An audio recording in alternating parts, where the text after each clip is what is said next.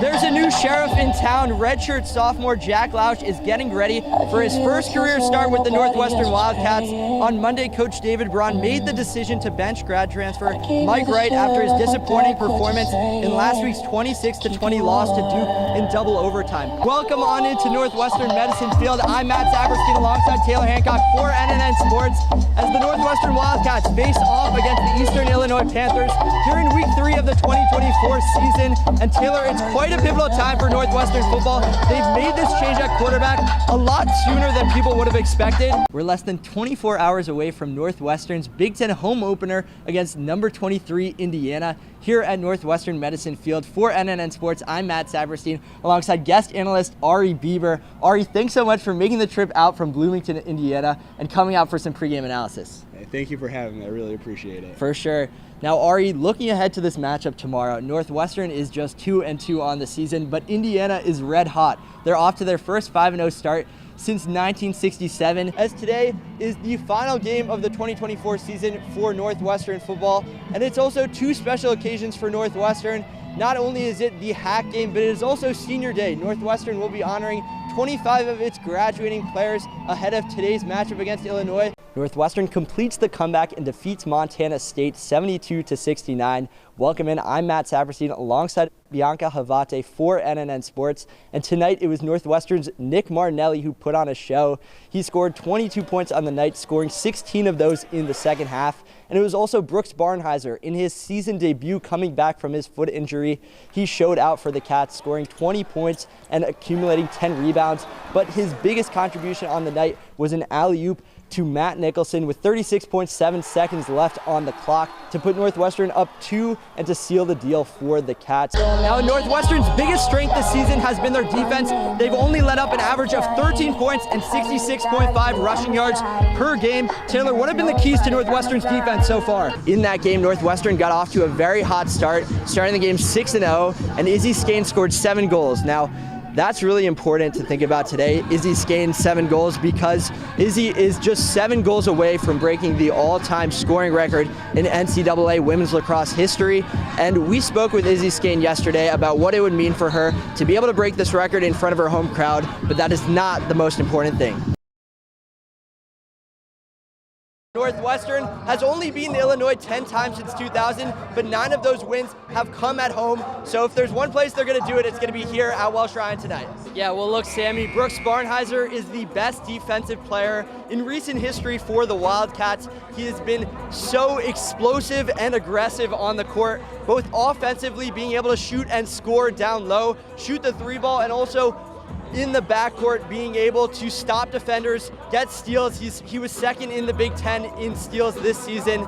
And without him, there's really going to be a void on this team. Northwestern, in their last 3 games, they've fallen behind in the first half against Butler, UNLV, and Iowa, but they've been able to come back from these first half deficits all the way to give themselves a chance in the end of the second half. But unfortunately, recently they've been struggling to close out those games. As far as which other guys on this Northwestern team can step up, I'm looking at Jalen Leach. He's scored 15 or more points in 6 of his last 7 games, including 23 points on Saturday in Northwestern's loss to Wisconsin. And I'm also looking at the big man, Matthew Nicholson, playing down low, being able to score and stop defenders from scoring in the paint. He scored 10 points on Saturday against Wisconsin, so I'm really looking at those 2 guys to step up in the absence of Brooks. USC is the worst team in the Big Ten at grabbing offensive rebounds, yet they grabbed 10 against Michigan State, leading to 34 points in the paint, many of those coming off the second chance. So USC is just looking to do that here again today. Also, Coach Eric Musselman talked about the team's strategy last game, playing paintball, basically clogging the paint and forcing their opponent, Michigan State, to shoot the 3-ball. And Michigan State had a really off game from 3, and that ended up leading to USC's win. Northwestern has to capitalize on all of their opportunities, especially when they're down low and they have the ball and they have open layups and also off turnovers. Those are 2 places where Northwestern really struggled in that game against Rutgers on Wednesday. Northwestern's defense, they've only let up 7 points,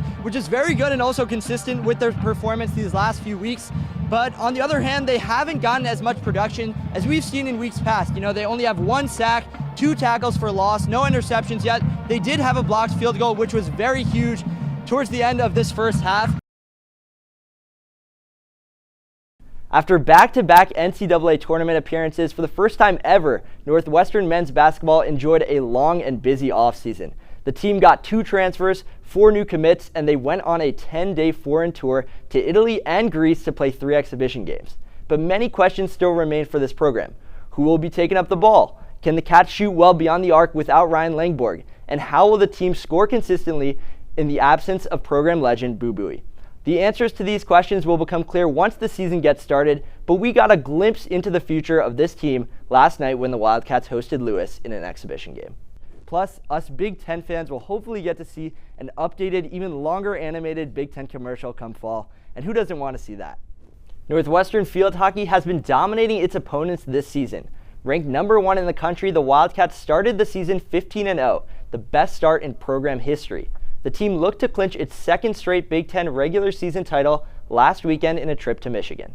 Welcome back to Sports Night. Griffin, November starts tomorrow, and that means we've got some pretty big things coming up. It's been quite the year for Northwestern sports. Football won a bowl game, men's basketball made March Madness for a 2nd straight year for the first time ever.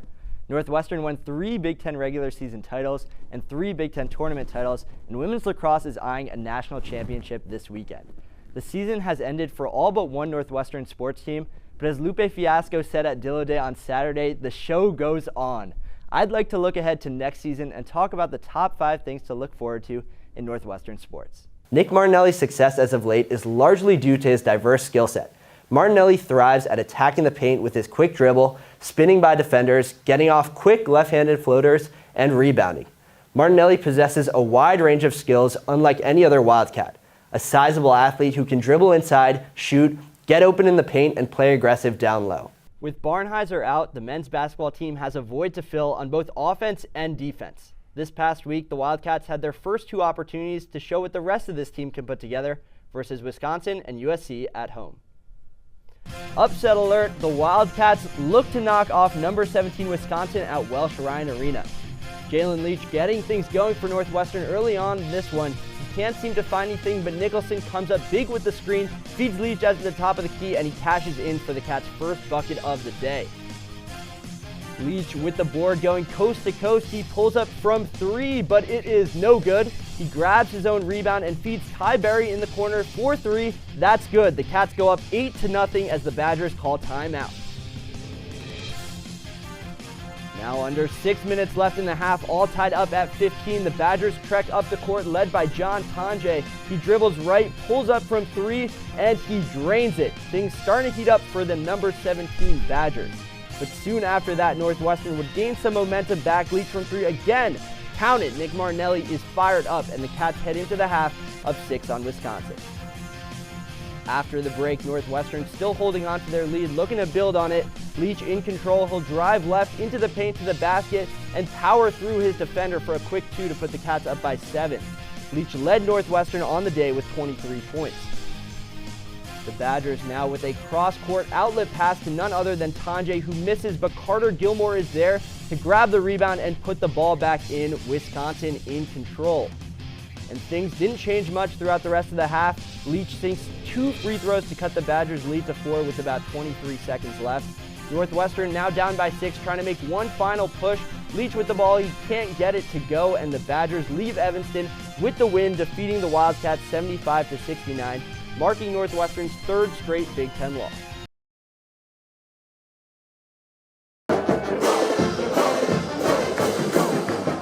Northwestern dominates in the second half and defeats Eastern Illinois 31-7 here in Jack Lausch's debut at quarterback. Welcome in, I'm Matt Saperstein for NNN Sports. As Northwestern was absolutely lights out in the second half, they scored 17 points and let up none. It was absolutely phenomenal. And Jack Lausch was incredible. You know, in the first half, he was a little shaky. We saw some flashes of potential, but then also some missed throws. But then he really hit his stride in the second half, completing 11 of his 11 passes. Altogether, just putting on an incredible performance. He went 20 for 31, 227 passing yards, 62 rushing yards, and 2 passing touchdowns. Jack Lausch's success at quarterback today in his debut would not have been possible without the great play and support of his teammates. Really credit to these guys for sticking with me and for continuing to bust their tail every play and play as hard as I can. To the defense for doing what they do, A.J. Henning was clearly the other star on offense tonight for Northwestern. He put together his best performance of the season. He caught every ball that was thrown to him. 7 targets, 7 catches, 117 yards, and a touchdown. His chemistry with Jack Lausch was clearly on display tonight. I think we built a strong chemistry throughout, my time being here. Seeing him grow as a leader and as a player has been great, and it's something we can definitely continue to build upon. Lastly, the defense stepped up in the second half with 2 sacks, an interception by Devin Turner, and great pass coverage. Turner said the team's success on defense is largely due to their coaches. Our defensive coaches, especially our secondary coaches, man, they just really get us ready, really have us prepping in the film, and just giving us a whole bunch of looks throughout the week. I would say that's really helping us out, really helping us play fast, so like we're not really thinking, we're just out there just playing. Northwestern's excited to celebrate this win for the next 24 hours, but after that, the preparation begins for the team's Week 4 matchup against Washington, and it's the team's first road matchup of the season, as well as their first matchup against a Big Ten opponent. So Northwestern will certainly be tested out in Seattle next Saturday. But for now, I'm signing off from Northwestern Medicine Field. The Wildcats are 2-1.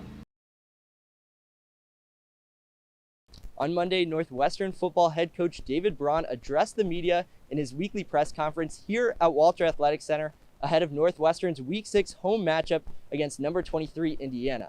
Northwestern is 2-2 on the season, and they're coming off of a bye week. Coach Braun said his team had 3 goals during the bye: prioritizing health, improving as a team, and getting ahead on prep for this week's matchup against a ranked Indiana team. In terms of health, Coach Braun updated the media on the injury status of 4 key players. Running back Cam Porter, who was scratched before the Washington game with a lower body injury, is trending in the right direction.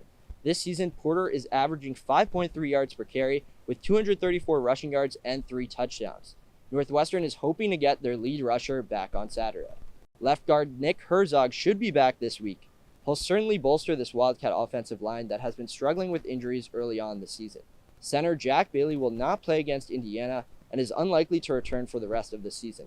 Lastly, captain and defensive tackle Carmine Bastone is doubtful this week due to what Braun described to be a finicky injury. Bastone has yet to play this season, but Braun said he's played a key leadership role for this team, even from the sidelines. Never once has hung his head, has taken a very active leadership role, whether it be in meetings, practice, on the sideline during game day, has truly embodied that captain role. Despite the injuries, Coach Braun noted the team had really competitive practices on Tuesday and Wednesday last week. He credited his players and their resiliency to put in the work and get better during their bye week. I told him at the end of last week, we won this week. We set out to accomplish some goals, and we achieved those goals. But that doesn't happen everywhere in the country over a bye week, and it's a credit to our guys' response. And now the challenge is to have a great week of prep for Indiana and be at our best on Saturday. Turning to Indiana, first-year head coach Curt Cignetti has completely turned this program around. The Hoosiers are off to their first 5-0 start since 1967, and their offense has been very explosive and efficient. They're the 3rd best scoring offense in the nation with 48.8 points per game, and they rank 3rd in terms of third down conversion percentage. This Indiana team is led by senior transfer Curtis Rourke at quarterback. Rourke is an incredibly accurate passer, and he's also great at getting the ball out quickly. He ranks 6th in the nation in terms of completion percentage with 1,372 passing yards and 11 passing touchdowns. If Northwestern wants a shot at upsetting this ranked Indiana team, they'll have to pressure Rourke early on. The more that we can force him to process what he's seeing in the back half post-snap, the longer he should be required to hold on to the ball, which buys time for our pressure to truly affect him, and vice versa. The more that we can consistently get pressure, especially early in the game, and make him feel like he doesn't have a clean pocket to stand in, hopefully leads for opportunities for him to put the ball in some spaces that we can attack the football and create some takeaways. There's a lot of excitement here in Evanston for Northwestern's first Big Ten home game on Saturday that kicks off at 2:30 p.m. Central. Our crew will be on the sidelines giving you updates from the game. Signing off from Walter Athletic Center, Matt Saperstein at NN Sports. Joining me now is senior defensive lineman Carmine Bastone. Carmine, thanks so much for taking the time. How's it going, Matt? Pretty good. So Carmine, starting off, you had quite a career with Northwestern so far, joining the program as a walk-on in 2021, earning a scholarship in 2023, and then being voted captain by our teammates this past fall. How special was it to be named a captain after everything you've been through with this program? It was really special. Just like coming from where I came from as a walk-on and like being able to work my way up and earn that captaincy was really huge. And just goes to show how much work I've put into this and like put it in towards the team. So. Now, I know your start to last season wasn't what you had hoped to, having to miss 5 games due to an injury, but you made an immediate impact when you came back in that Maryland game, got that strip sack, and secured the win for the Cats. What was it like getting back out onto the field and leading the defense? Yeah, it was just really exciting just to be out there with the guys again. And just my roommate was able to scoop the ball up and, score for a touchdown, so that was huge. But yeah, just being able to work through that adversity and then show that, over time that it just doesn't really mean that much, and like that you can just work over it through just like hard work was just really cool to actually produce that and show people that actually can work. So. And over the last 4 years with this program, you've been able to play with so many talented defensive players. What have you learned from the older guys who you've played with? I just learned about like going through adversity. I mean, obviously I've had that in this past season, and just like being a good leader every day and every week. Just trying to be the kind of guy that you want to like be seen by other people. And a lot of those guys that came before me, give an example, Joe Spivak, just always a great high energy guy and was always there for any player, whether it be offense, defense, or special teams. So just trying to be more like those guys is just really important.